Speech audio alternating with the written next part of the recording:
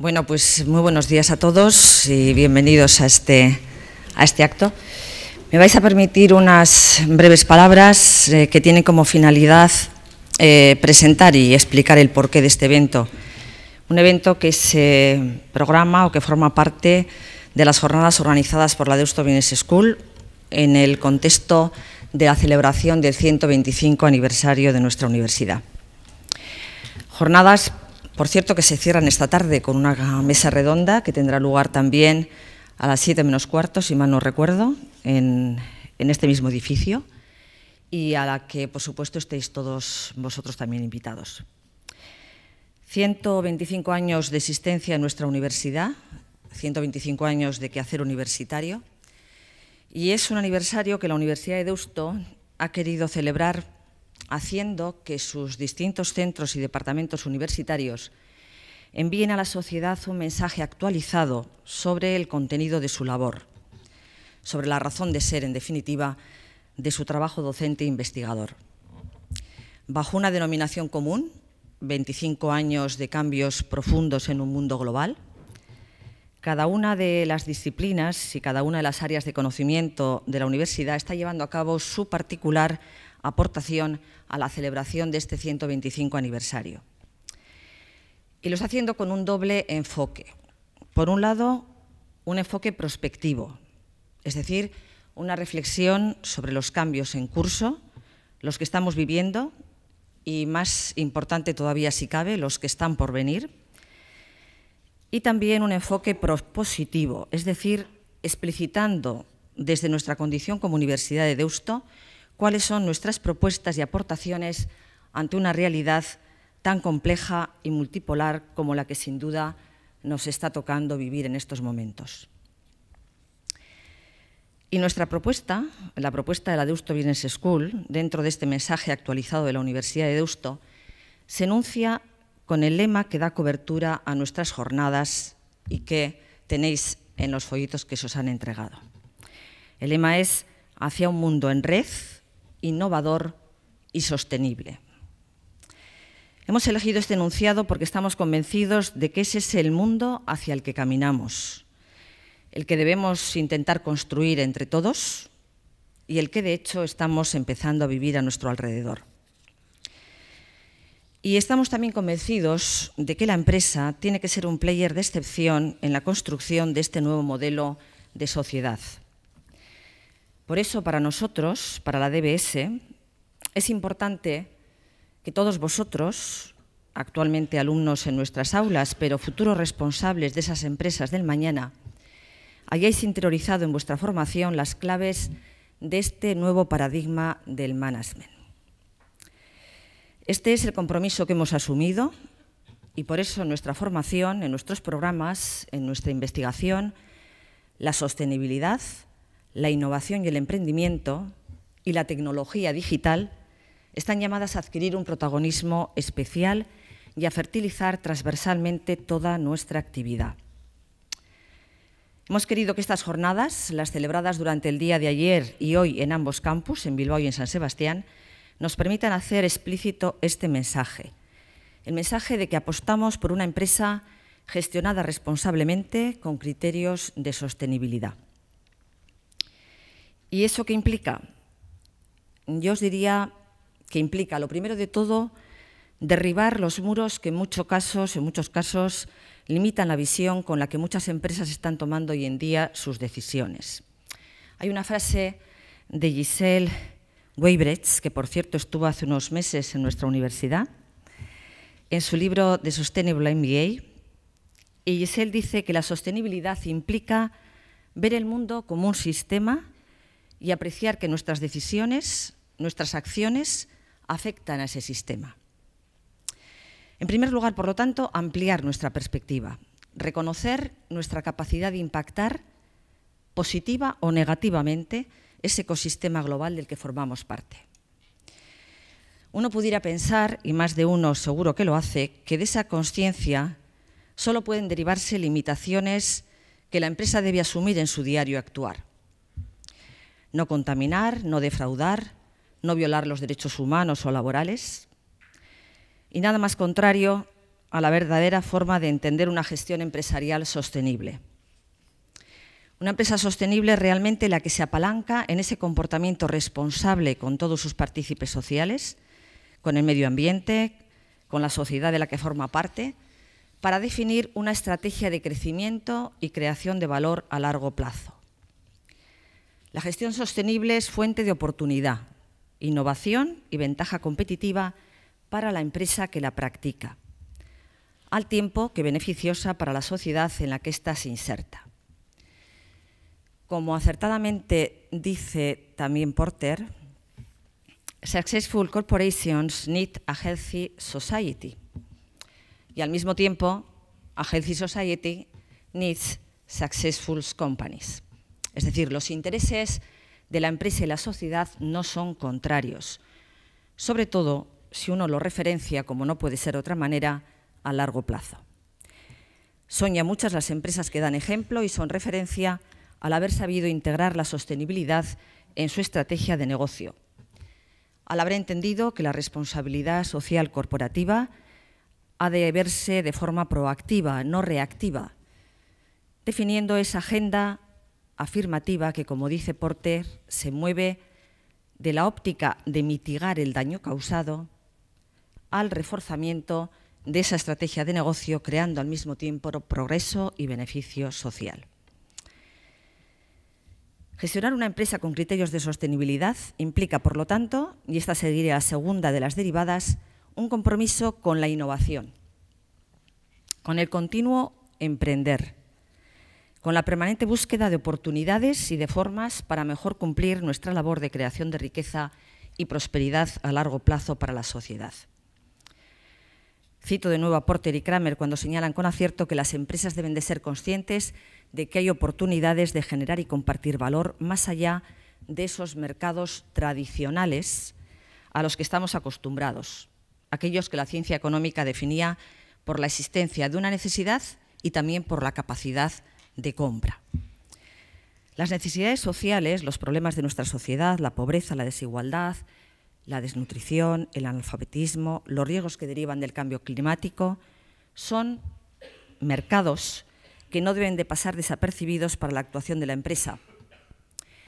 Porque, eso sí, con imaginación, con innovación, con el apoyo de las nuevas tecnologías y, sobre todo, actuando en red con otras empresas y con agentes locales, se pueden descubrir en ellos oportunidades de creación de valor compartido. Empresas de todos los sectores han despertado esta realidad y demuestran con hechos que estos mercados existen y se preocupan en desarrollar todo su valor. No voy a citar ejemplos, todos los habréis oído probablemente en alguna de nuestras asignaturas o en algunas de nuestras materias, Vodafone en Kenia, Nestlé, en Mopa en la India.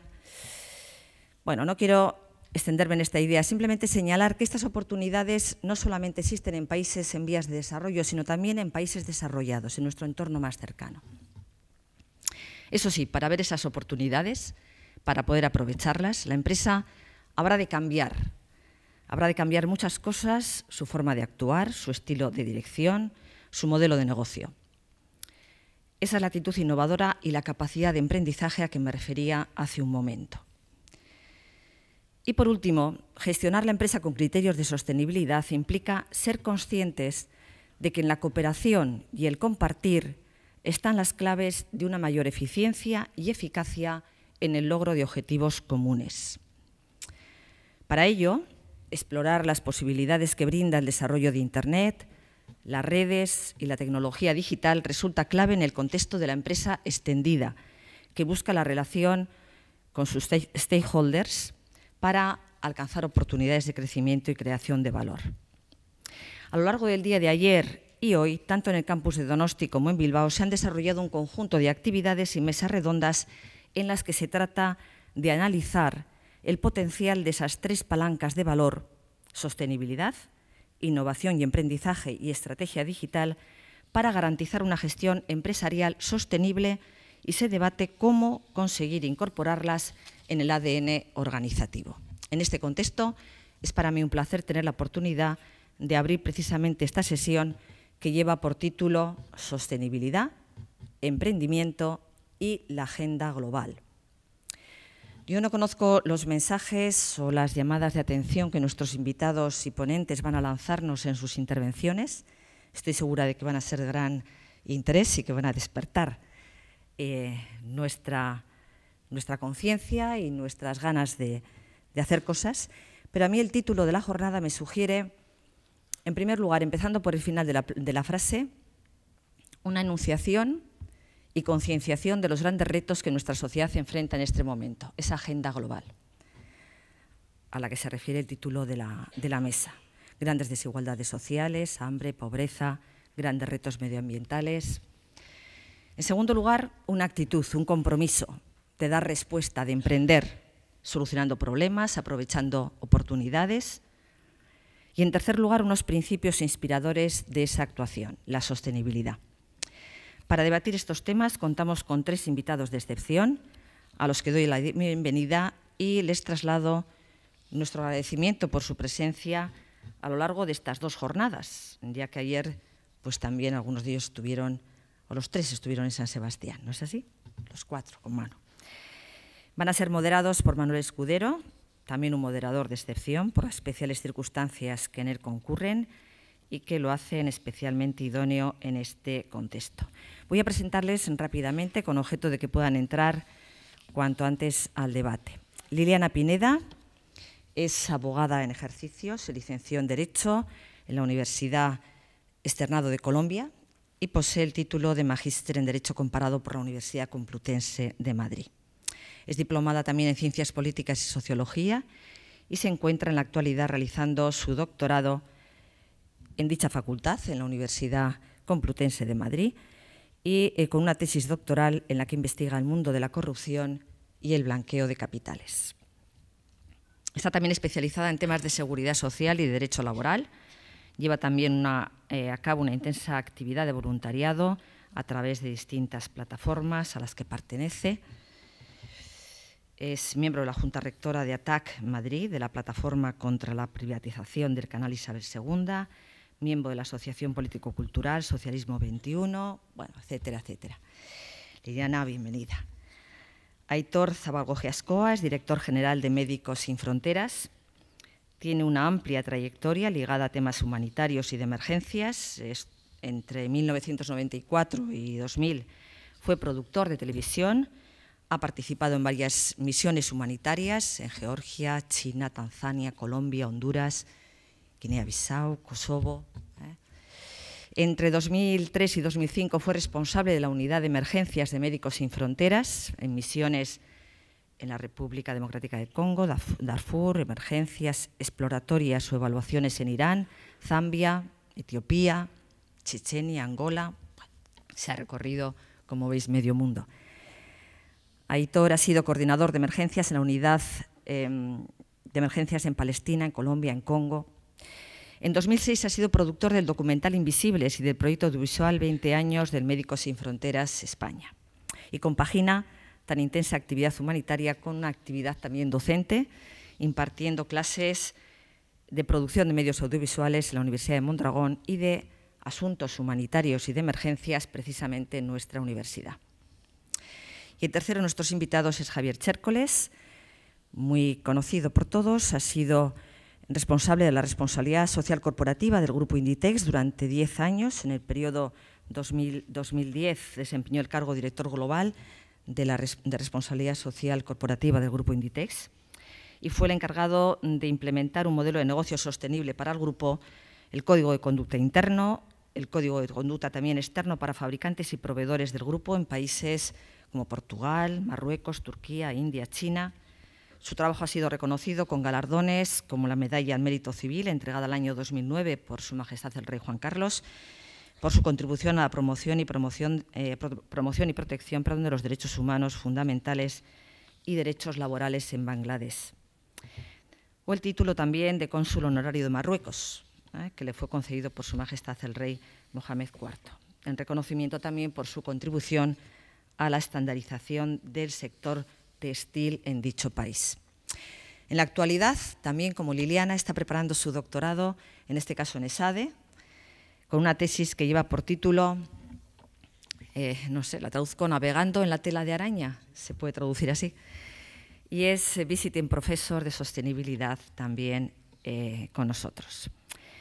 Y por último, Manuel Escudero. A Manuel Escudero, pues realmente no sería necesario presentarle, porque está, por supuesto, en su casa, pero quizá no todos de vosotros, no todos los presentes, pues habéis tenido la oportunidad de conocer su currículum. Y Manuel, simplemente decir que en estos momentos es director general de la Deusto Business School desde febrero de 2010, pero que con anterioridad trabajó en Nueva York en la sede de Naciones Unidas como director de redes de Global Compact.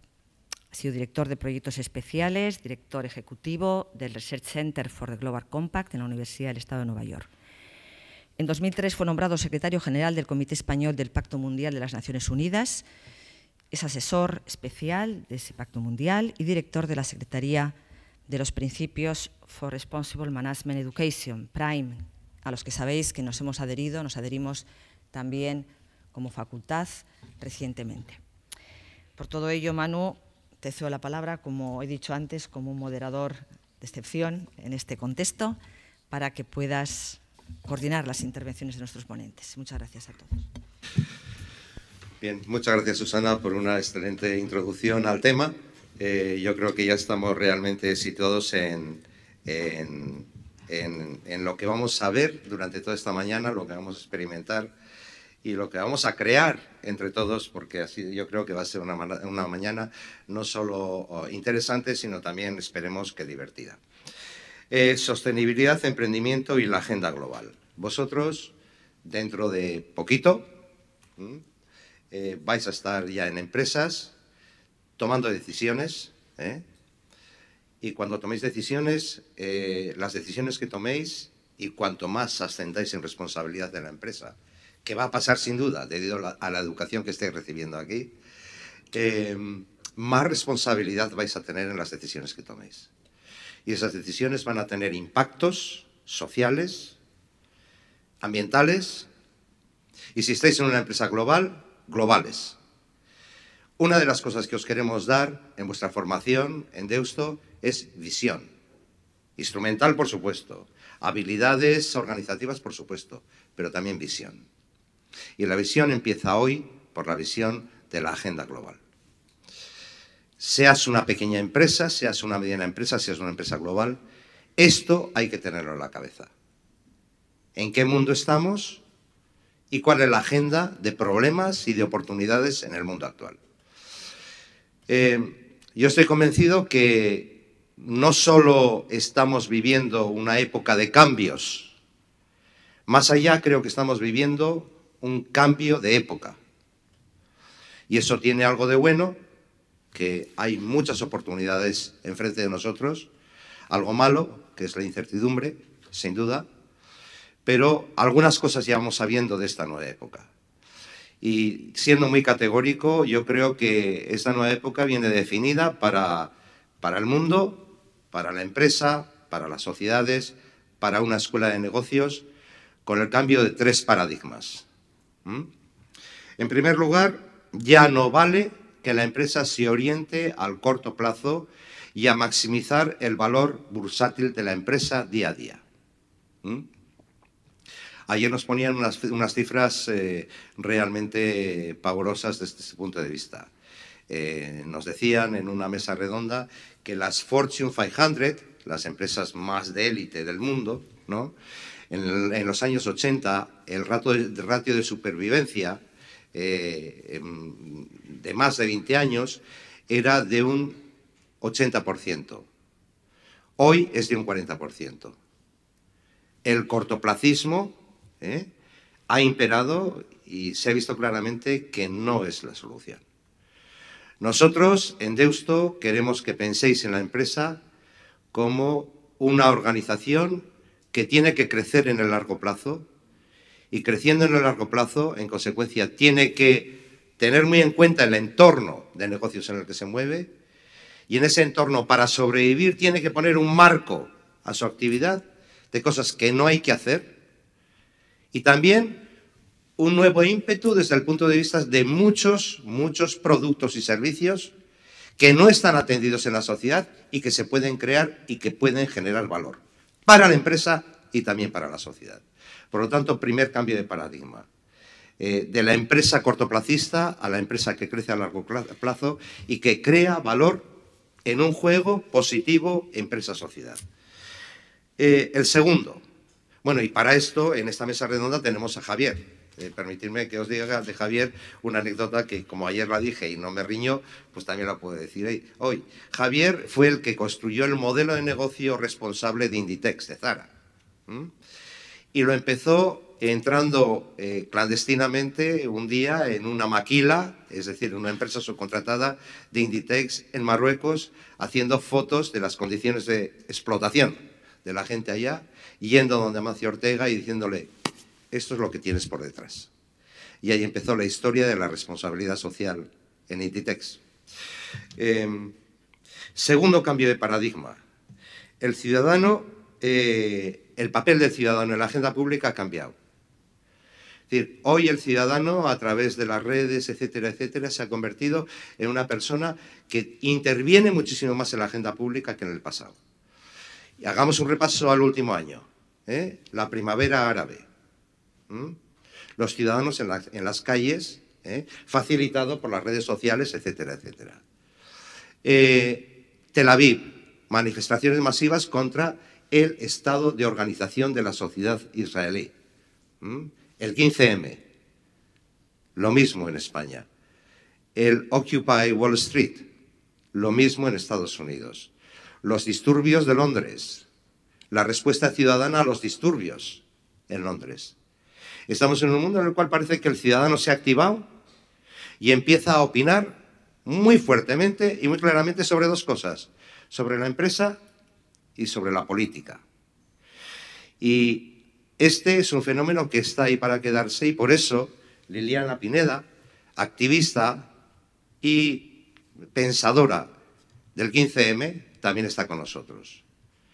Por lo tanto, segundo paradigma que ha cambiado. Y el tercero que ha cambiado: ya no nos vale con una gobernanza unilateral a nivel mundial.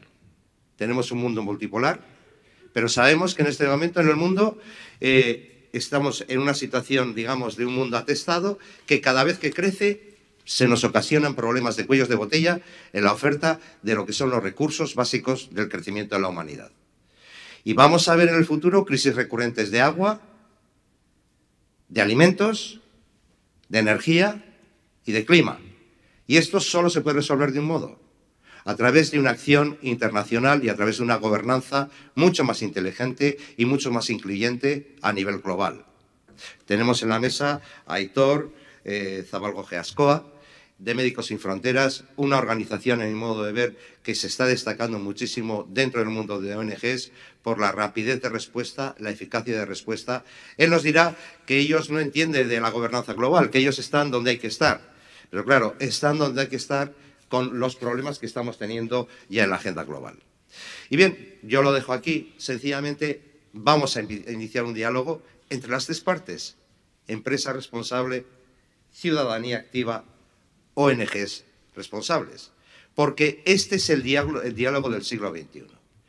Y si vosotros queréis realmente que vuestra empresa crezca a largo plazo en el futuro, y ser partícipes de ese crecimiento y de ese éxito empresarial, tendréis que concebiros a vosotros como un director de orquesta que realmente tiene en todo momento la ligazón con todo lo que se llaman los stakeholders de la empresa, los grupos de interés, los trabajadores, los clientes, los proveedores, el entorno social, el entorno ambiental. Por lo tanto, iniciamos este diálogo que yo creo que efectivamente va a ser el diálogo que va a seguir la empresa durante todo el siglo XXI en este mundo en cambio. Y ya para empezar, pues me gustaría plantearles a nuestros contertulios una pregunta, y la pregunta sería, bueno, ¿cuáles son los problemas globales más importantes hoy, en su opinión, desde su punto de vista? ¿Y cómo afectan a los ciudadanos en su vida diaria? Y a partir de ahí, bueno, pues iniciaremos la conversación hasta las 11:15. A las 11 intentaremos cortar, después de esta media hora, para que vosotros también, si os apetece, toméis parte de esta conversación. Por lo tanto, Liliana, cuando te parezca. Muchas gracias, Manuel. Muchas gracias a todos vosotros y vosotras. Yo voy a empezar respondiendo a esas preguntas, me lo vais a permitir, leyendo un poema de Ezra Pound que escribió en 1934. Más que un poema, es un canto o una metáfora, como os explicaré más adelante. Dice así: logreros bebiendo sangre endulzada con mierda, y tras ellos F y los financieros, pegándoles con alambres de acero. Y los subvertidores del idioma, N y la pandilla de la prensa.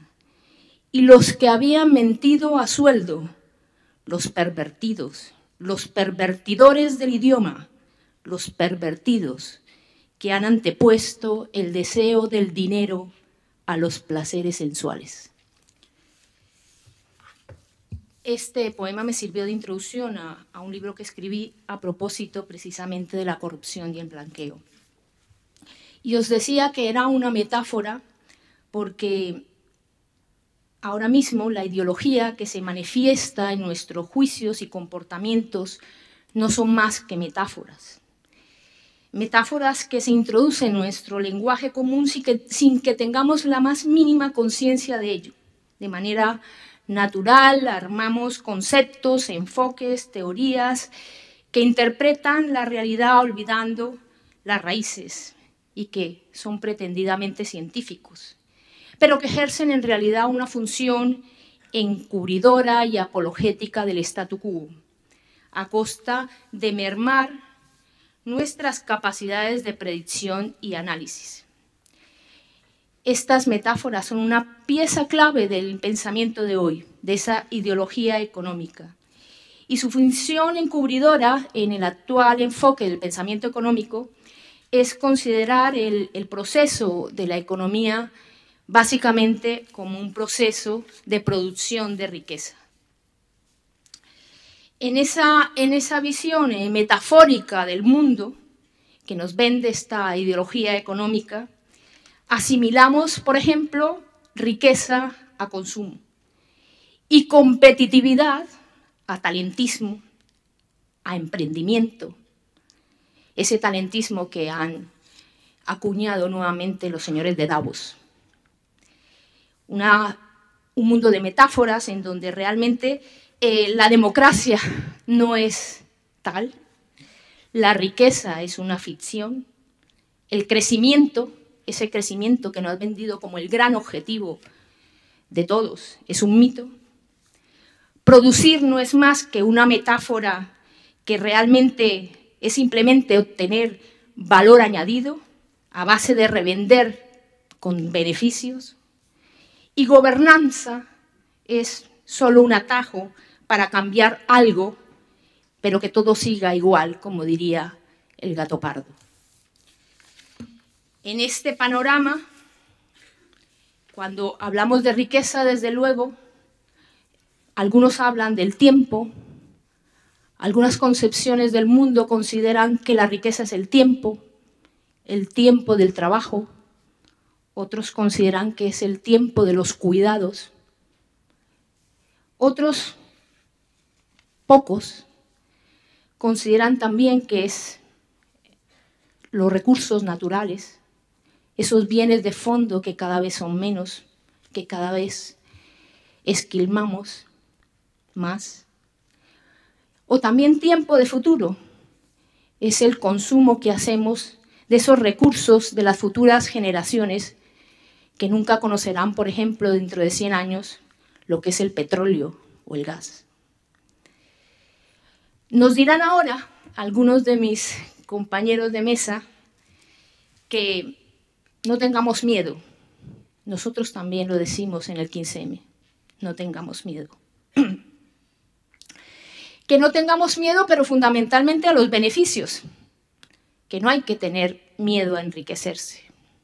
Y nosotros decimos, no tengamos miedo a esos beneficios si no son en términos monetarios. Porque si esos beneficios solamente se miden sin cortapisas, sin prejuicios, sin condicionantes legales o morales, realmente nos conducirán a una autodestrucción segura de nuestra sociedad. Se plantea también como una solución o como una de las medidas para la empresa esta responsabilidad social corporativa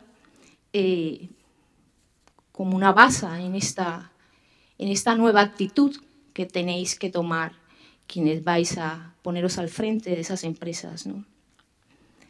Nosotros creemos que las razones de esa responsabilidad obedecen, desde luego, y ya lo ha dicho Manuel, a unos intereses y necesidades pensados a largo plazo, intereses que pueden basarse en la innovación tecnológica, en la conquista de nuevos mercados. Algunos de esos intereses y necesidades a largo plazo se canalizan a través de esa constante inclinación al mecenazgo que de alguna manera compensa ese sentimiento de culpa que a lo mejor tuvo Amancio Ortega cuando vio aquellas fotos, o esa necesidad, como decía, de conquistar nuevos mercados. Esa inclinación al mecenazgo puede obedecer también a otras razones de carácter más material, como puede ser el crecimiento de la competencia, la necesidad de conseguir una mayor credibilidad, una mayor competitividad a base de esa mayor credibilidad.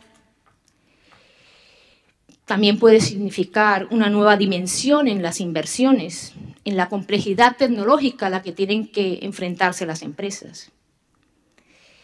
Más tamaño, desde luego, que supone mayor racionalización y, desde luego, mayor participación en las decisiones de los diferentes actores dentro de las empresas. Pero también puede obedecer a un crecimiento de la conciencia social de la ciudadanía, mayor madurez de la sociedad, mayor exigencia, mayor acción en las redes sociales, mayor opinión pública, crítica y fundamentada. También obedece, desde luego, a la conveniencia y necesidad del pragmatismo que plantea el pragmatismo y el utilitarismo, eso que algunos llaman el egoísmo ilustrado. Pero en todo eso nosotros creemos que hay bastantes riesgos. Cuando se plantea desde el punto de vista del mecenazgo, eso que se llama la acción social y que se expresa o manifiesta a través de esas fundaciones empresariales, creemos que en el fondo lo que está en el sustrato de todo ello es una gran capacidad o por lo menos una gran propensión a la intervención social, que en el fondo amenaza la democracia, puesto que traslada a otros ámbitos que no son precisamente los políticos las decisiones más importantes para los ciudadanos, en donde no intervienen para nada. No olvidemos que las empresas, al igual que los partidos políticos, son los dos bastiones fundamentales del actual sistema, los dos pilares, y por ello, porque corresponden al sistema, son fundamentalmente jerarquizados y profundamente antidemocráticos. Solo hay que ver en ese sentido esa instrumentalización desmedida que hacen con el mecenazgo países como Japón o Colombia, de donde provengo, donde empresas transnacionales como Coca-Cola, Telefónica, el propio canal de Isabel II, funcionan a través de esa instrumentalización desmedida. Frente a eso, la responsabilidad social corporativa se plantea como una alternativa posible a ese mecenazgo. Lo consideramos quizá con ese beneficio de la duda como una pseudoética que puede significar si solo se plantea al interior de la propia empresa una hiperabsorción del individuo en la propia empresa o un instrumento de autocohesión o un instrumento incluso para refundar ese capitalismo del que algunos hablan.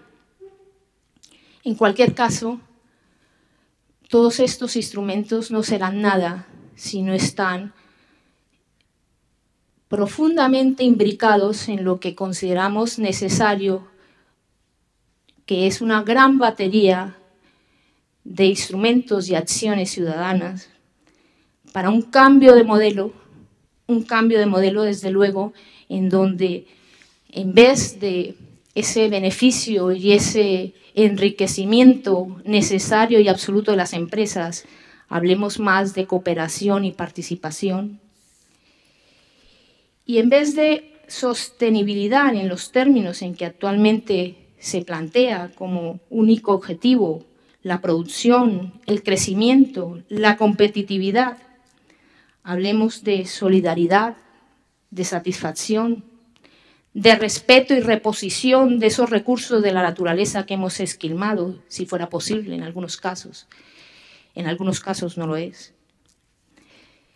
En fin, son propuestas que nosotros lanzamos desde el punto de vista de la urgencia que supone para todos sobrevivir. Y hay muchas alternativas dentro de nuestro movimiento, se están elaborando muchas propuestas en el ámbito de lo que llamaríamos la economía de los cuidados, el ecologismo, las alternativas participativas, la cooperación y la solidaridad. Estos son unos pocos elementos que os dejo sobre la mesa para que más adelante los trabajéis. Aitor.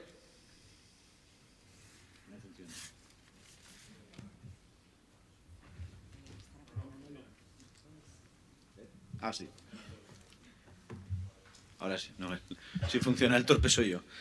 Egunon, mira, como trabajador humanitario, y como decía Manuel, no soy el más adecuado para hablar ni de sostenibilidad ni de gobernanza, porque nosotros normalmente estamos implicados en crisis, en emergencias, en momentos críticos.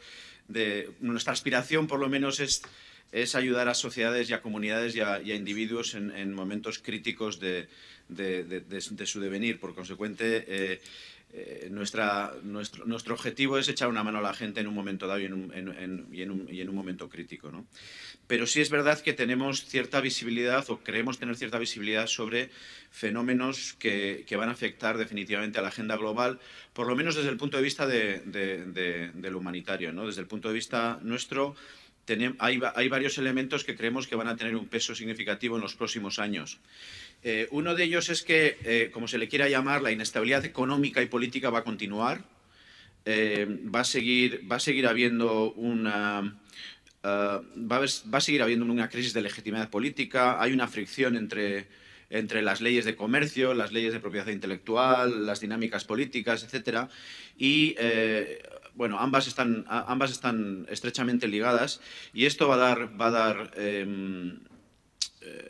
dar como resultado inestabilidad en muchísimos lugares, no solo en Europa por motivos económicos, sino en el resto del mundo, y en lugares donde se está manifestando de otras maneras, como por ejemplo todo el movimiento contra el autoritarismo y la corrupción que está habiendo en el mundo árabe. Siria va a ser seguramente el siguiente ejemplo en los próximos meses, lo que puede pasar en Irán, lo que puede pasar en Afganistán después de que se retiren los norteamericanos y la ISAF, etcétera, ¿no? El segundo fenómeno que nos consta es que conflictos por los recursos va a continuar habiendo. Hay una especie de neocolonialismo practicado por otras potencias que ya no son Europa o Estados Unidos, sino que son China, que son los países ricos de las zonas árabes, que están comprando tierras y están comprando recursos en muchísimos lugares de África y de Asia y de América, incluso sin saber todavía lo que tiene dentro, con la esperanza de que el día de mañana un mineral que todavía no tiene ninguna validez pueda tener algún valor estratégico en el futuro, etcétera, ¿no? Por consecuente, la especulación sobre las materias primas y sobre la tierra y sobre el agua está afectando muchísimo a todo el mercado de la alimentación, al mercado al mercado y a los fondos de alimentación de los que depende la mayoría de la población en el mundo, ¿no? Por consecuente, cuando oíais hablar, pues dentro de un par de meses oigáis hablar otra vez de hambruna en el oeste de África, no es una cuestión de escasez de alimentos, sino una cuestión de rigidez y de justicia del mercado, ¿no? El tercer asunto que os quería comentar es que la degradación ecológica y el cambio climático no es una cosa que va a tardar mucho en venir, sino que nosotros ya lo estamos viendo en muchísimos lugares. Lo estamos viendo, creemos que conflictos como el de Darfur, que conflictos como el de Somalia o el que va a haber este año también en Nigeria tienen muchísimo que ver con la degradación ecológica y con el cambio climático. Y que esto ya es una cuestión que ya está aquí, que no hace falta esperar ni hace falta predecir qué es lo que va a pasar dentro de poco, sino que ya está pasando. Y el cuarto elemento que os quería comentar era que el mundo está cambiando muchísimo con los comportamientos migratorios y con la urbanización creciente, ¿no? Ha habido durante mucho tiempo una migración que iba de unos países menos favorecidos a unos países en los que había más riqueza.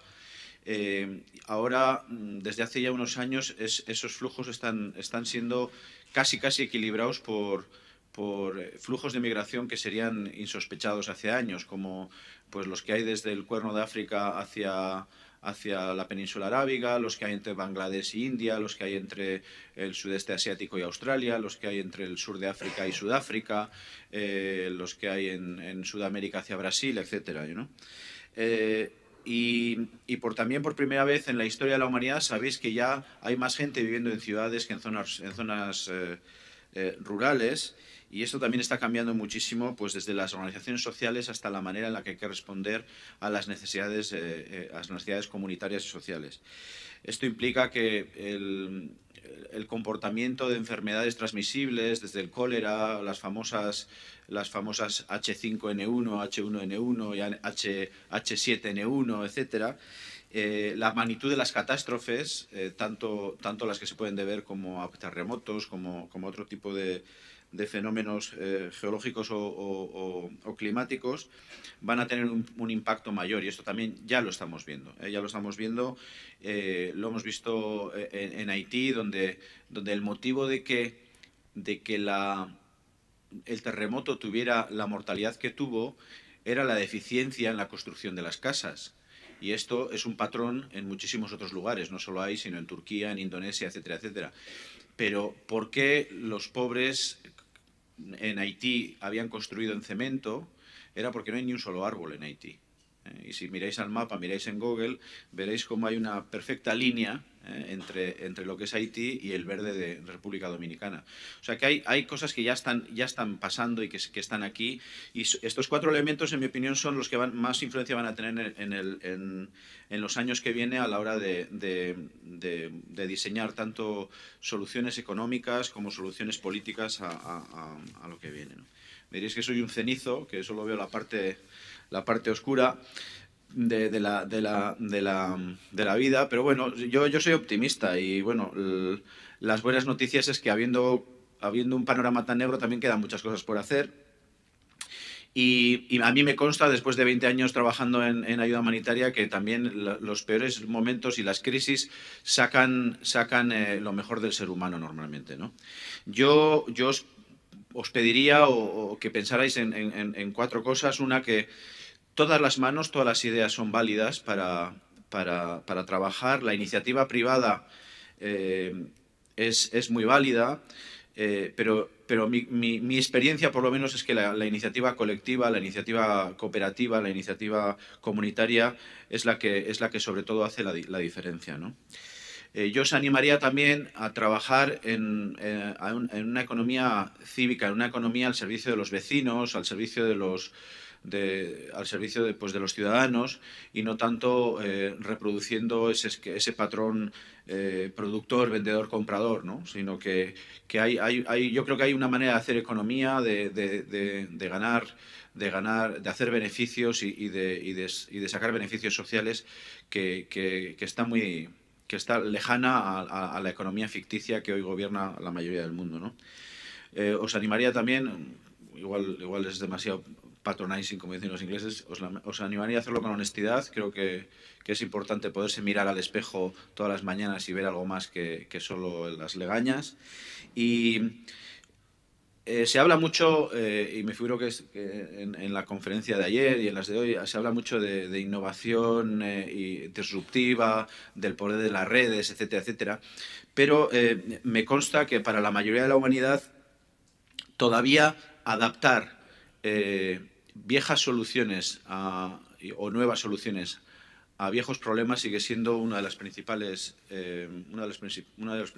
retos que hay, ¿no? Y os mencionaría pues los problemas que luego vais a mirar en el estudio de caso, y es que la mayoría de la población en el mundo lo que falta es agua limpia. Y conseguir que la gente tenga agua limpia es seguramente el cambio más disruptivo que se puede conseguir en el mundo, ¿no? Hay problemas de disponibilidad de alimentos adecuados, hay problemas de disponibilidad de diagnósticos, de medicamentos diferentes, la mayoría, hay una porción muy importante del mundo que no tiene acceso a energía, que es una de las cuestiones críticas para poder hacer mil cosas en la vida diaria, ¿no? Lo mismo con un transporte sostenible o barato, con una construcción razonablemente respetable con el medio ambiente. Hay también elementos, muchísimo que hacer en nuevas formas de participación, en nuevas maneras de circular la información, de que esta información sea un poquito más útil que el app que tenemos en el teléfono móvil para hacer un poco de tonterías, ¿no? Bueno, básicamente lo que os quería decir es que sin que nosotros, por lo menos nosotros aspiremos a soluciones globales, nos consta que se cambia el mundo persona a persona, y que a base de pequeños gestos es como se cambian muchísimas cosas, y es lo que os animo a hacer. Muchas gracias. Eskerrik asko. Gracias, Víctor. Has dicho nuevas soluciones a viejos problemas. Eso me recordaba la frase de Michael Porter, que sin duda habéis estudiado ya, pero que en el fondo viene a decir que la nueva ola de innovaciones en el mundo, vendrá de que seamos capaces de conectar empresa y necesidades sociales. Por lo tanto, todo el optimismo del mundo. De hecho, dentro de un momento os vais a poner a pensar en nuevas soluciones que eventualmente pueden significar un negocio. Javier. Funciona, sí. Ante todo, buenos días y gracias por la oportunidad de estar aquí. El mensaje es acerca del miedo que hablábamos antes, o que han comentado los compañeros, es que mi mensaje fue de ayer, y la idea es que no tengáis miedo. Nunca hemos estado tan cerca de poder arreglar los problemas con las tecnologías y con el querer hacer las cosas bien. Un poco el no tener miedo es que la opción número uno es activistas políticos, activistas sociales, ir por las calles y denunciando, que puede ser la opción número uno que planteaba la compañera. La opción número dos es no tener miedo y trabajar en el mundo de la sociedad civil, como puede ser Aitor, buenos amigos hace muchos años. Y la tercera, a lo mejor la más valiente y la más triste y la más incomprendida, es ser el caballo de Troya en Troya. Es decir, entrar en las multinacionales y de las multinacionales cambiar el mundo. No olvidéis que una multinacional es un ejercicio de organización eficaz y eficiente y muy organizada. La segunda idea que garantiza una multinacional es su capacidad de transformación o de destrucción, como queréis verlo, pero en positivo, como sois estudiantes empresariales con un ambiente jesuítico, es transformar. Habéis visto cantidad de jesuitas que se marcharon desde Richie o cualquiera de ellos a América Latina, o se fueron a China a cambiar el mundo. Se fueron a hablar con el emperador. No se fueron a hacer la guerra. Ha habido jesuitas de la liberación que han hecho sus líos en América Latina, pero si pongáis como ejemplo a Richie, Francisco Javier o cualquiera de ellos, se fueron a cambiar el mundo al emperador del mundo, al que mandaba en aquel momento. Entonces os invitaría, desde mi punto de vista y mi experiencia personal, a que os infiltréis, en el buen sentido de la palabra, en las multinacionales y con vuestro buen hacer cambiar este pequeño mundo, ¿no? Un poco para que entendáis cuál ha sido mi trayectoria y un poco veis lo que he hecho yo para cambiar este pequeño mundo es, en el 92 recibí una invitación cuando trabajaba en PricewaterhouseCoopers para trabajar en Corporate Finance. Sacábamos acciones a bolsa, sobre todo latinoamericanas. Recuerdo que nos centrábamos en beneficios, Project Finance, tasas de descuento, y al final calculábamos cuánto era el valor del IPO, lo sacábamos, las vendíamos Y si había visto la película de Wall Street, recuerdo que nos encerraban en un hotel durante una semana para que no habláramos con nadie. En aquella época no había teléfonos móviles, nos encerraban en el cuarto. Y hasta los calzoncillos y calcetines eran desechables para que no habláramos ni con el tendero. Pero cualquier filtración de la salida a bolsa era peligrosa para la compañía. Yo recuerdo que en una de estas, cuando sacamos a bolsa la banca O'Higgins, año 92-93, que la compró Santander, recuerdo que hicimos la valoración, se valora la compañía, el banco, y días después hay una macrofuga de directivos. Yo le propuse ante entonces mi jefe, el socio que estaba de Price, es decir, es una barbaridad, se van los directivos y eso cuesta algo. Su respuesta fue, ¿lo puedes cuantificar? Mi respuesta fue, no. En América hay lo que se llama riesgo probable, posible y remoto. Aquello que es probable se puede cuantificar, aquello que es posible no se puede cuantificar y no existe, y si es remoto tampoco existe. Luego, en el 92-93, cuando sacamos a O'Higgins, no pudimos valorar la pérdida de directivos. En el 93, recuerdo yo, que sacamos un filing, que era una compañía peruana, una compañía minera muy grande que depositaba sus acciones en la Bolsa de Nueva York. Yo recuerdo que todo iba fantástico, repito, la misma escena, nos encerraban en el hotel, estábamos cerca de la calle 52, nos subían de todo, desde pizza, al final el cuarto fermentaba, porque eran días y días trabajando sin dormir. Yo hablo de pizza, soy bastante trabajador y usaba anfetaminas para poder aguantar. Os hagáis una idea, con 28 años. Era tremendo. El caso es que llegó un mensaje que la minera estaba en huelga. La respuesta de todo el mundo fue, ¿y qué más nos da? Hay que sacar cuanto antes el proyecto. Nuevo mensaje, la minera está en huelga. Le dije a mis jefes, ¿habéis hablado con los sindicatos? Y la respuesta fue, ¿con quién?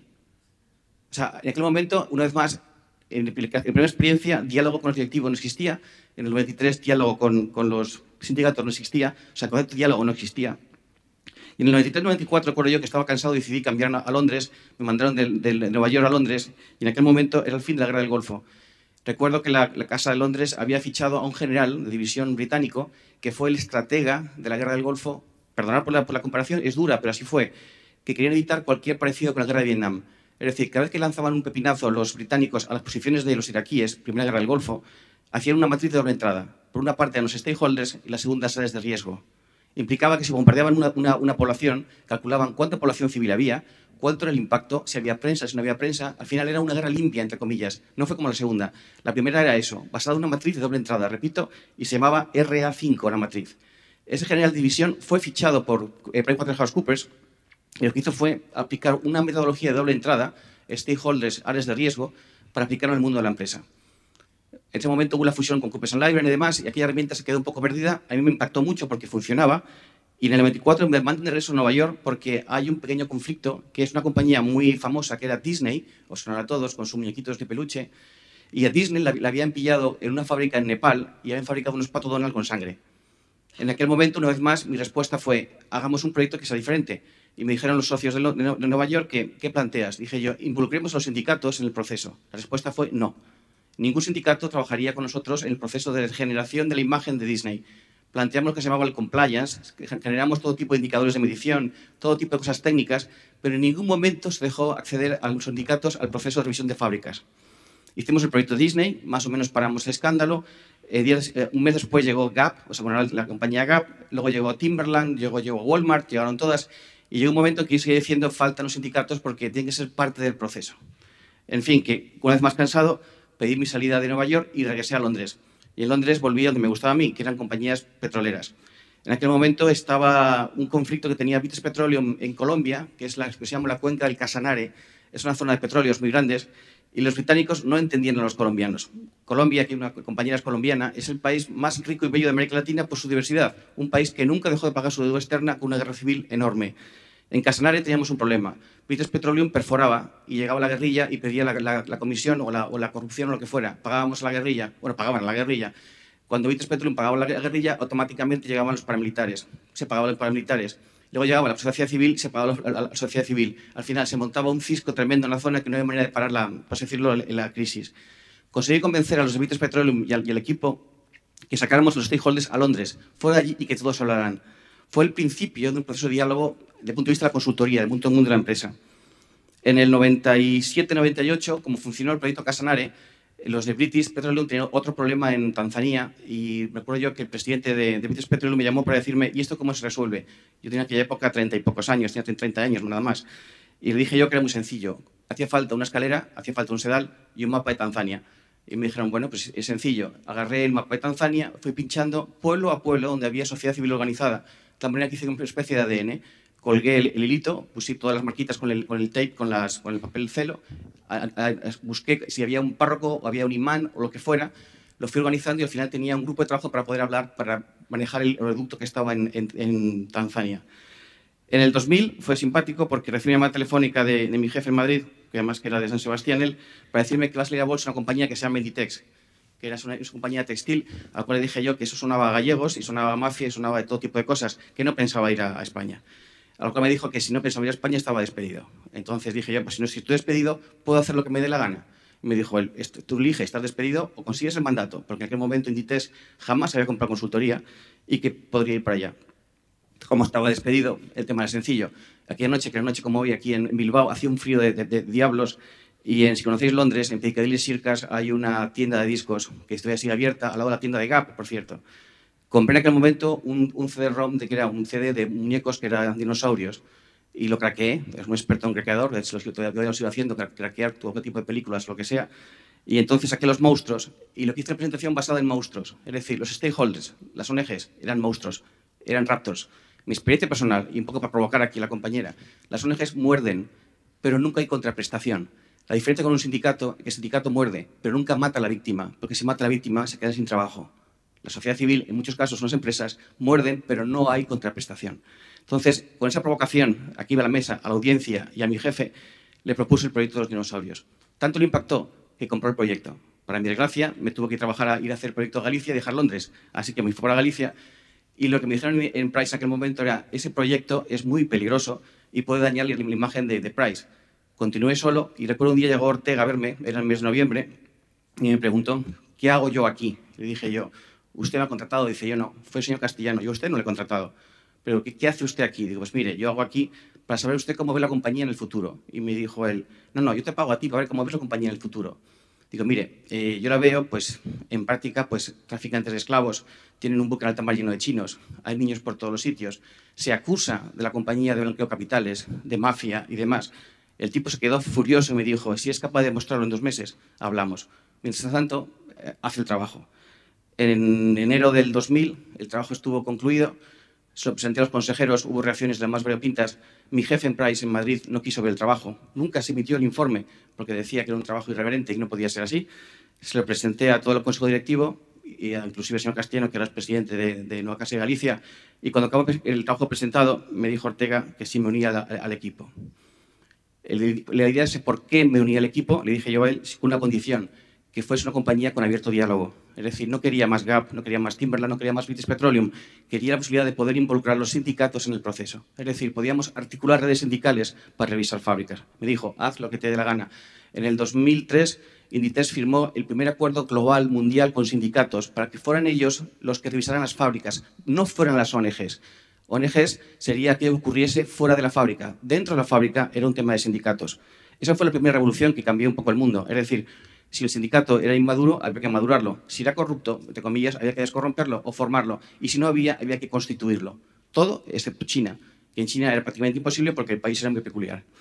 Todo fue fantástico hasta que en el año 2005 fue la mayor crisis que yo he conocido. Estaba durmiendo, soy asmático, ya acabo ya, soy asmático y a las 5 de la mañana me llamaba Fidalgo, lo conocéis todos, ¿no? Que fue director de Comisiones Obreras, el secretario general, para decirme que tenía a un señor irlandés furioso, que era el presidente mundial de los sindicatos, un tal Neil Kearney, que estaba llamándonos Merchant of Death, o sea, éramos mercaderes de muerte. Y dije, ¿qué había pasado? Dice, una fábrica en Bangladesh colapsó, hay 64 muertos, hay la mayoría mujeres, 2 embarazadas y hay menores en África que han muerto. Mi reacción fue, pues déjame hacer algo. Dice, no, en la bolsa de Nueva York ya estáis en antena y si figuráis Inditex como un Merchant of Death iba a afectar la cotización. Como veremos después, en el grupo de trabajo, el jefe llamó, eran las 8:05 de la mañana, y dijo, tienes 5 minutos para resolver el problema. Me importa un bledo lo que hagas, pero resuélvelo. Eso va a ser vuestro futuro en corto plazo. Yo recuerdo que volé a Bruselas, me reuní con este señor Kearney y lo primero que le dije fue, ya que me ha insultado, ahora es tiempo para construir algo. Y me dijo, ¿y qué ofreces? Le digo, ¿por qué no hacemos un fondo de pensiones para pobres? Y dijo, ¿eso es posible? Digo, mire, hay 2 cosas que me impactaron cuando era niño. Uno fue el caso de los pateros o de los que eran los boats que iban desde Vietnam hasta Hong Kong con la caída de Saigón.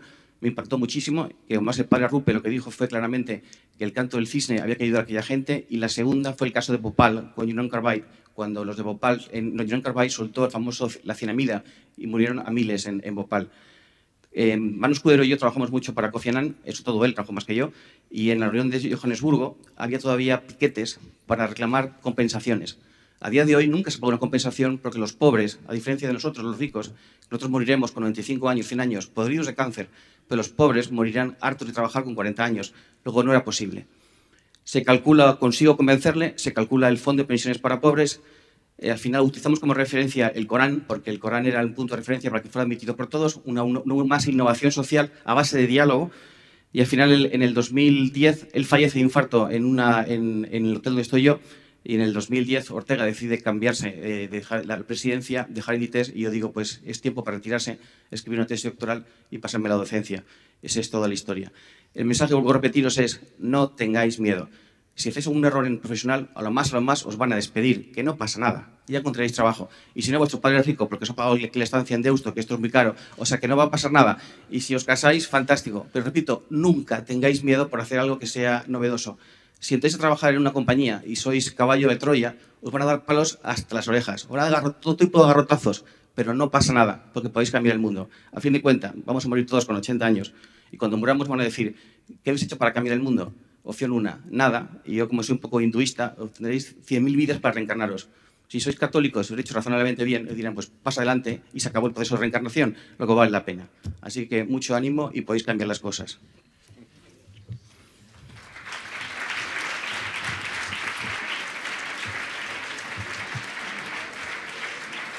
Bueno, la verdad es que hoy nuestros colegas se han despachado más en extensión de lo...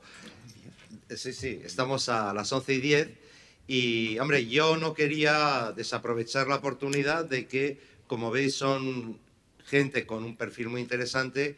Si alguien quiere hacer en este momento una pregunta, pues es bienvenido. Pregunta, reflexión, compartir algo y no habléis todos a la vez porque no se os oye.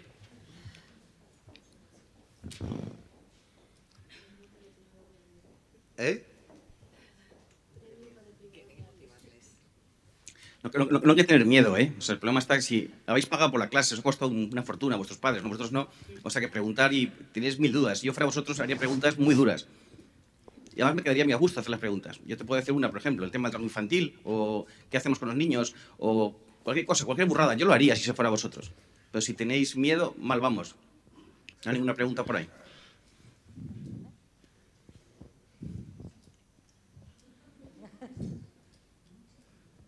A ver.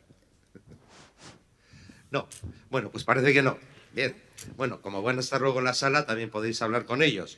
Para cerrar, entonces, os pediría a los tres que estáis en la mesa que nos digáis vuestra opinión sobre si, con el panorama que hemos visto a nivel mundial de esta agenda global, el emprendimiento puede ser parte de la solución. El emprendimiento social, el emprendimiento en general puede ser parte de la solución. Pronunciaros sobre esto muy rápidamente porque ya estamos un poquito fuera de tiempo. Liliana. Hace un momento se hablaba de los pobres, ¿no? Los pobres pues realmente ya no son los mismos que hace 20 años, ¿no? Antes se trataba de ancianos que pronto iban a desaparecer y hoy son básicamente jóvenes llenos de futuro, pero en la pobreza, claro. Con lo cual, yo también estoy de acuerdo. Si ya estamos en la pobreza y ya los jóvenes ven que difícilmente van a construir ese futuro sin implicarse y sin participar en los asuntos que les atañen, supongo que el miedo es la inacción y es la depresión. El emprendimiento social pues, puede ser una alternativa, no decimos que no.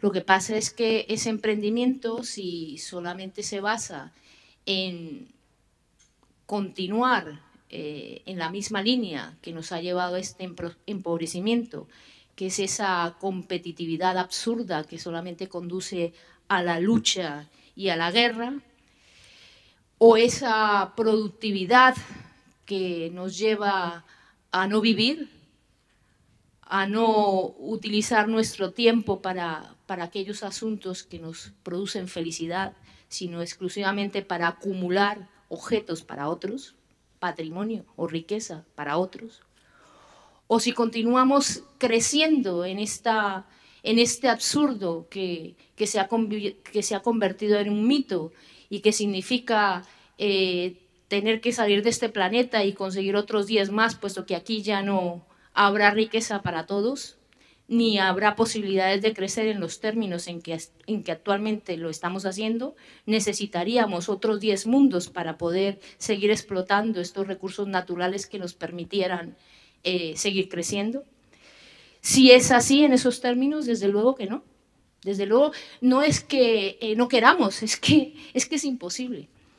Ahora, si lo planteamos ese emprendimiento en términos de esa cooperación, de esa solidaridad que también hablaba Aitor, en términos de ese respeto y por la naturaleza y quizá, si fuera posible, en algunos ámbitos de reposición de esa naturaleza, quizá plantando nuevamente árboles en Haití. Si todo eso pudiéramos emprenderlo, desde luego, muchos nos sumaríamos a esa propuesta, pero ese es el reto.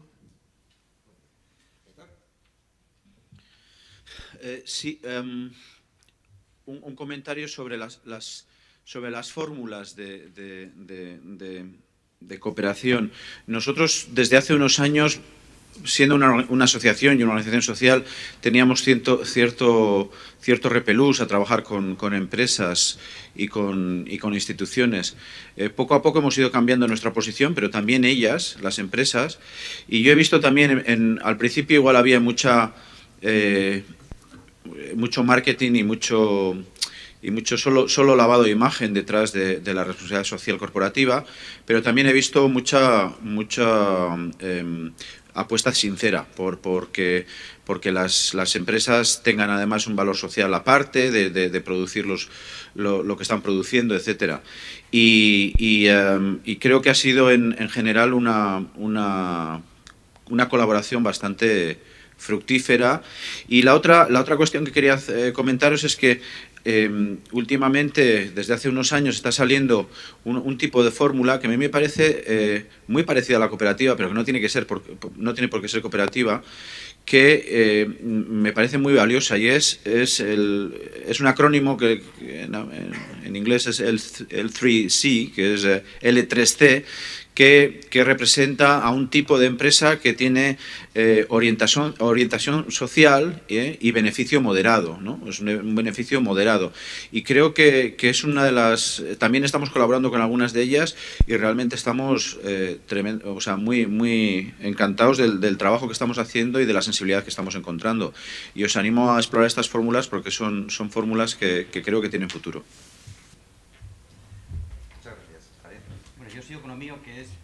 Yo sigo con lo mío, que es que el beneficio no mancha ni es malo ni nada por el estilo. El beneficio es un indicador más.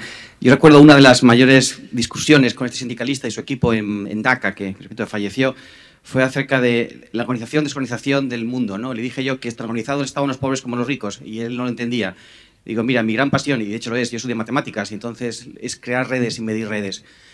Cuando siempre que iba a Caracas con el jefe, con el avión privado, él se metía en el hotel carro y me escapaba por la noche a dormir a Katia o a Petare, en la zona más complicada de la ciudad, o en San Pablo hacía lo mismo, o en Dhaka, porque me fascinaba el mundo de las favelas, porque están hiperorganizados, aunque no lo parezca. Yo recuerdo una apuesta en Dhaka, fue decirles a mis colegas sindicalistas que lo que ellos no querían ver era que esos pobres estaban muy organizados y que no hacía falta que ellos los organizaran porque ya estaban organizados. Y me dijo, pon un ejemplo. Yo tenía un fantástico, y tengo todavía un fantástico Apple de los máxima generación, los más bonitos del mundo y los mejores del mundo. Y el caso que lo llevé y le dije, mira, vamos a hacer una cosa, vamos a ir a lo más profundo del slam de Dhaka, vamos a seguir un ejemplo que se hizo hace años, vamos a poner un pajizo, vamos a poner mi Apple, lo vamos a poner cerrado, enchufado a una pantalla solar y lo vamos a abandonar. La respuesta fue, lo romperán, lo robarán, lo estropearán. Digo, no. El tejido asociativo que hay en esas comunidades es muy rico. Lo que hay que hacer es apalancar empresa con tejido asociativo y vais a ver cómo funciona. Creo que pusimos la máquina en el sitio, marchamos, pusimos un observador que era un muchacho que era de la universidad para que vigilase cómo iba la evolución. El primer día la gente lo rodeó como un artefacto un poco extraño. Al cabo de las 2 o 3 horas aparecieron los muchachos más grandes, más mayores de la comunidad a ver la máquina. Por supuesto, la abrieron, la enchufaron, sabían que era un Apple, es decir, que el pobre, entre comillas, que no es pobre, es un tipo que no tiene acceso a determinados recursos, sabía que un Apple era un Apple y que era muy valioso. Enseguida hicieron una guardia de corps para que nadie tocase aquella máquina. Al cabo de las 5 horas la máquina funcionaba, estaba abierta en Internet. Al cabo de los 2 días ya había unas colas para que repartían horarios de jornada para manejar la máquina, es decir, había los mayores a determinadas horas del día, los mayores enseñaban a los pequeños y al final se pusieron flores a la máquina alrededor de ella como si fuese un diablo o un santo o lo que fuera. O sea, ¿qué quiero deciros? Que el beneficio es muy importante porque es un indicador de medición. No es el único, pero es muy importante porque demuestra eficacia y eficiencia. Nos guste o no nos guste. Organizar una compañía como de 100.000 trabajadores y que dé beneficios es muy complejo y requiere mucha inteligencia. Ahora bien, si esta inteligencia hacemos para transformar el mundo, good for us. Si no, tendremos un problema. Repito, manejar esta universidad, si no fuese rentable o no fuese con beneficios, habría que cerrarla. Los beneficios es importante. Ahora bien, si fabricamos estudiantes que sois unos depredadores financieros, tendremos un problema. Pero repito, intentar unir vuestra inteligencia y vuestras capacidades para transformar el mundo. ¿Cómo? Con tecnologías. Pero sin dar que no te frecuencia que el beneficio, repito, es un indicador, simple y eso. Es como decir, el alcohol es malo, depende de cómo se tome. El alcohol es malo, está muy rico, en pequeñas dosis.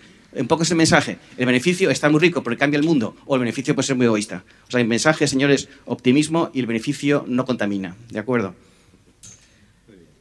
Pues muchísimas gracias. Yo creo que aquí damos por finalizada la mesa, que es introducción al ejercicio que vais a hacer ahora. Por lo tanto, os pido que tomemos 10 minutos de descanso hasta las 11:30, sin abandonar la sala, levantaros, estirar las piernas, etcétera. Poner, eso sí, 2 o 3 ordenadores encima de la mesa para que a las 11:30 en punto empecemos el ejercicio de creación de empresas de acuerdo con el horizonte de la agenda global. Y perdonar antes de que os vayáis, creo que es de rigor realmente agradecer tanto a Susana su excelente introducción como a nuestros ponentes que han sabido volcar frente a vosotros su visión de estas cosas, para los cuales pues naturalmente pido un gran aplauso.